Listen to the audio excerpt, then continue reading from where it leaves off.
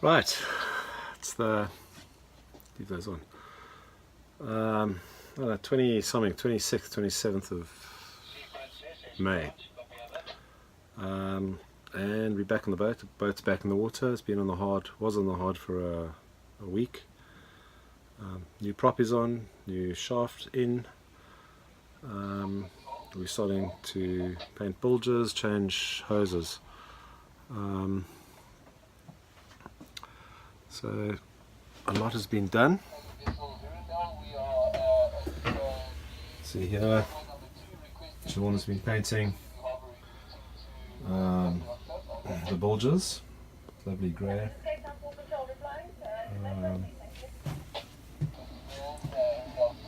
And the boat itself, things are pretty much as they were. We've got the boards for the v-berth, which have been painted, and you can see there some new transducer, new air transducer, and the bilges are clean, painted, freshly painted. And as you can see, I've started messing up freshly painted bilges. All the through holes were serviced. These black through holes, you can see a little bit shinier. They're all working, they're all greased. It's a marlin, it's working. All the hoses and the pipes are going to be replaced. Busy doing that now. A lot of these hose clamps are mild steel or 304 stainless, and they rust. I'll be replacing these with 316 stainless. They're very expensive, but worth it. Keep your boat afloat. V-berth. We fixed the leak. It was coming from the pulpit. So this is all dry after all the rain. And no change around the corner. Deck wash pump. And the anchor windlass solenoid. Still parking off there. Yeah, so doing good. Got cleaner, got neater.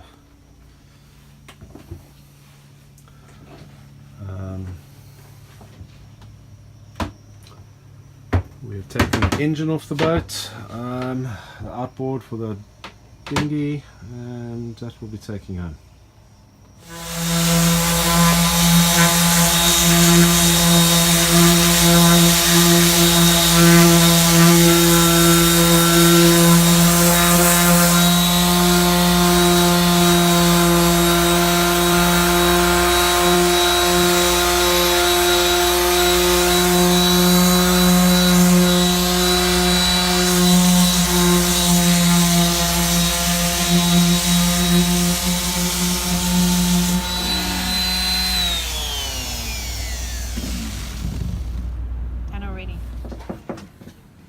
The 2nd of June.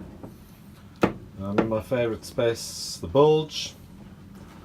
And what I'm busy doing here is, you can see there's some wires running through the newly freshly painted bit. Those two wires you see there are the power to the forward head, electric toilet. And up there is the new transducer. And the wire here. These wires here are the old transducer cables, which I need to trace and pull out. So I go under the floorboards here, and they somehow seem to come through here, which is a big mess of wires, and then go around up and onto the breaker board. And I need to try and get those out. The transducer wires actually go up into the ceiling here. This is where the new backbone will go, the NMEA 2000 backbone. So I need to actually get the new cable up from the new transducer. So that's what I'm busy doing. Got a new piece of conduit here. So I'm going to put a piece of conduit under the floorboard, so to protect the new wire, because we'll use that bulge for a bit of storage. Yeah, nice northerly blowing today. Guys out sailing, but it's good. 25-30 knots north. yeah, inverters, which will be installed at some stage. So it's all happening on the boat. Right, it's been a while since we've been on the boat. It's the 20 something of June, Saturday. I think that's I don't know, 21st. Anyway, it doesn't matter. And last week or two we haven't done much work on the boat. Boat's still always, as always, a mess, an absolute mess. And what I'm going to be doing today is actually getting some of the electrics sorted out. We've put the anemometer on top of the mast, and we've put in a new MR tridata sensor, and I need to wire the tridata sensor through to where we're going to put the Namia backbone. Here you can see is the Namia backbone. I bought some additional parts. I actually lost all the stuff. This is the power cable and all these drop cables, and so I went and ordered a whole lot more on Amazon, and then found them all again. They were so well put away, I didn't know where they were. Anyway, we've got spares, and the idea is to run everything through and put the backbone up over here, because you've got your instruments, 2 instruments here. The chart plotter will have 2 stations, will be outside over here, so you can see it in the cockpit, or at the nav station. So I want the option to run that chart plotter from both areas. The backbone will go here, little drop cables will tie up to that, and the power will go here. The anemometer is already fed through over here. There's the anemometer cable, and what I need to do is just get the tridata cable from the bilge up to this area so we can connect her up. As you can see, the boat is still in a state of disrepair. The bilges are being painted, in the process of being painted. I have a couple of new bits of kit. I've got 2 new battery switches, which I'm going to be fitting. The current ones are very loose and just need replacing. And the other bit of kit I've got is a brand new Victron battery monitor, which also needs to be installed shortly. The old battery monitor over here does still work, but it's been graunched and it's not as accurate as always. We're gonna swap all that out.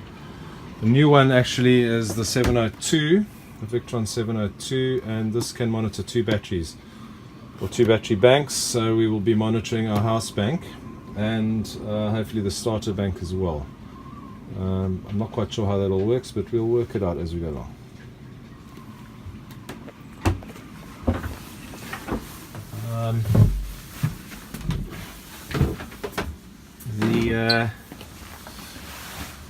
We have bought a new chart plotter,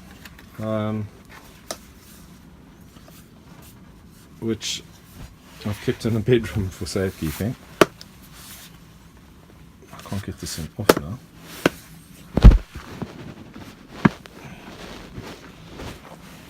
Anyway, this is the Garmin 1042, which hopefully will get installed over the next couple of weeks. It's quite a nice unit, and eventually this will be hooked up, hopefully, to a new radar dome as well, which we'll be purchasing over the next couple of months. We've got new bedding on the boat, new pillows, new duvets, so next time we sleep in the boat I won't freeze to death like I did last time. Yeah, looking good.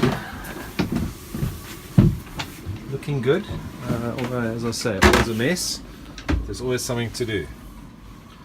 The idea is that this summer we do a hell of a lot more sailing than we did the past summer.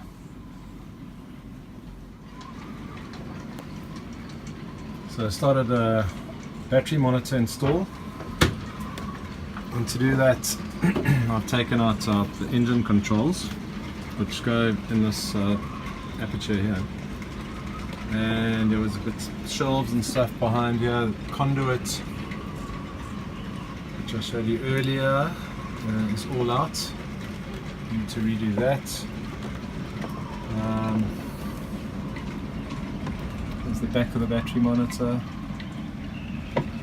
And so looking down into this cupboard, which on the other side is actually the wet locker. Wood storage for the moment. And you can see over there, that's the engine blower. It sucks all the hot air out the engine room because the engine is a midship, so it doesn't get a lot of air. And all the wiring which I need to sort out.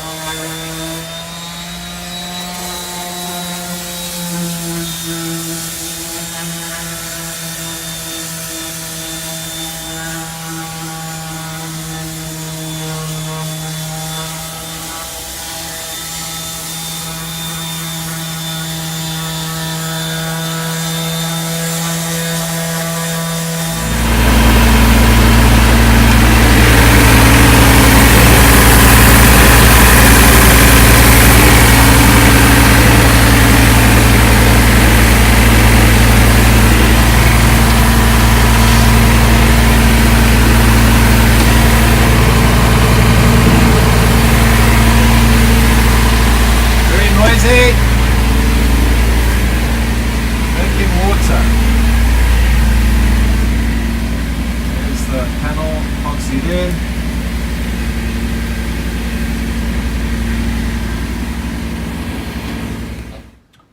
Right, so this is the high pressure pump for the Watermaker. While I was making water yesterday, the high pressure hose, which comes off this here. So water goes in this bottom section. That seawater comes in there, is generated out through a high pressure hose, which is this over here. I've gone and bought a new one. This high pressure hose developed the old one developed a little nip here, and effectively covered the engine in water at high pressure, so there was steam everywhere, and that's my alternator right here. So hopefully the alternator is not toast. I don't think it is. It seems to be working. Yeah, so what we're doing is I'm replacing the high pressure hose, and then in the Watermaker itself, and this locker is really skanky, there's the membrane. All these old hoses I'm going to replace. I've got new hose. So we can actually see when water's flowing and it's a bit cleaner, and at least I know the 100%.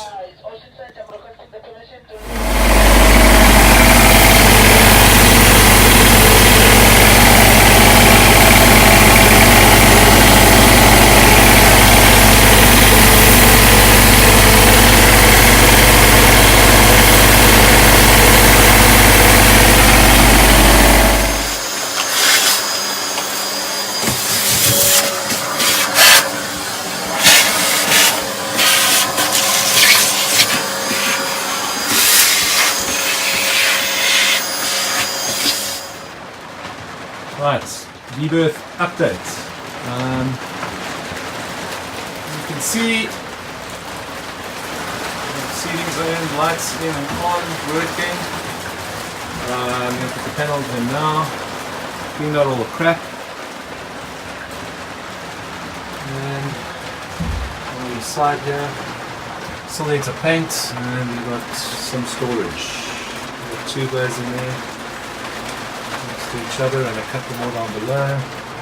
Neck wash pump is now accessible, not hidden away. I'll just in here at some stage, but that's at the moment.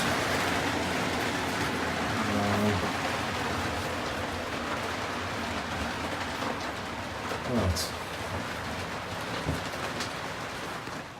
Okay, so we're going to paint this locker today, and what I need to do is remove the filters. That's the carbon filter there. I'm not going to remove the membrane, we'll paint under that. This the 20 and 5 already are taken out. And the little booster pump that was over there is gone. So we'll keep you up to speed. There's the right, after hours and hours and some more hours of prep, we've taken everything out. The booster pump is out, the filters are all out, the carbon filters out. We're not going to take the main goodie out. What's this thing called? Too much schlep. Cut things off. Now all we need to do is a bit of vacuum, a bit of acetone, and then we'll start painting. And yeah, looking good. Up on the v-berth. See, enough. Fuck my head again. Panels in, and I just need to hang the shelf.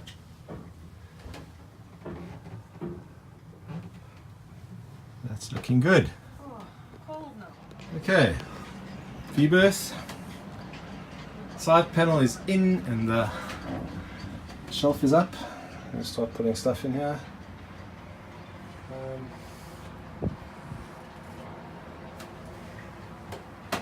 Yeah, looking very sharp.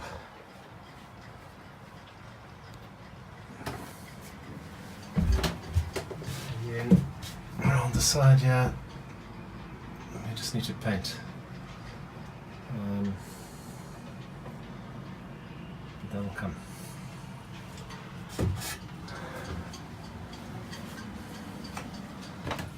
And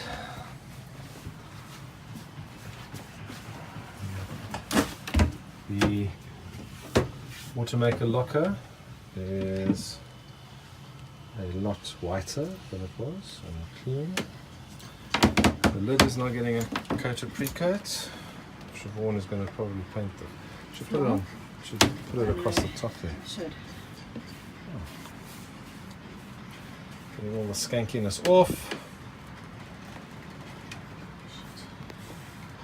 That locker used to be a water locker at one stage, like a water locker, water tank. It was a sealed water tank, and they gave it up for the Watermaker.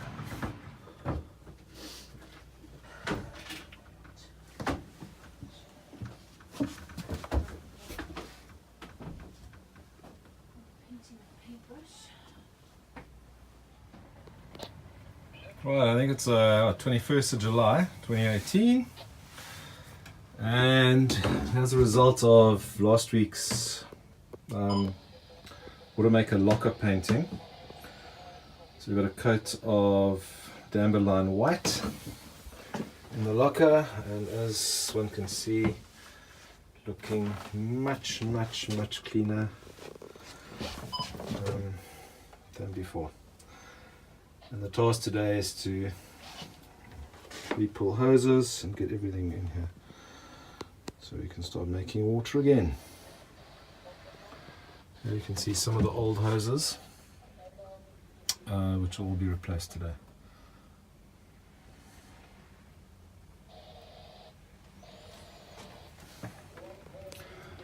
The rest of the boat, not too much of a mess. There's a top for the locker, and the mattress for the locker, and everything's stored in the v-berth. So we're getting there. They're getting there slowly, but we've been getting there slowly for a long time. So what I've got here is two new hoses. The slightly thinner one is for the freshwater flush. It comes from the pressurized water system on the boat, and the thicker one is seawater in, which gets filtered and then goes through the high pressure pump.